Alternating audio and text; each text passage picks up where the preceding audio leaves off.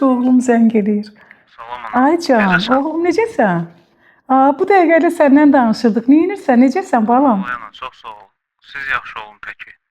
Mən biraz yaxşı deyiləm burada. Təcili pul lazımdır. Aha, nə olub? Başa düşmədim. Nəsə olub? Ana, çox danışa bilmirəm. Sual vermə, təcili. Nə problemdir? Elə indi. Pul lazımdır. Pul lazımdır, göndərərik, bir problemi yoxdur. Narahat olmasın. Birinci qaydada elə gir proqrama.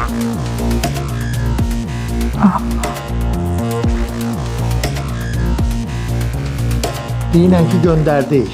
Göndərdik. Salam. Nə oldu, gözləmirdik? Sən oradan gəldin? Nə oldu ki, indi sürpriz elədilər sizə. Sən pul göndərdik. Nə pul? Kimə göndərmişsiniz pulu?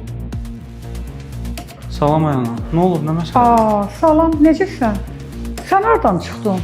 Bir yaxdan səninlə danışırdım. Nə danışırdın? Sənə pul da göndərdik. Nə pul? Hə, mən indi başa düşdüm. Bizi aldadıblar.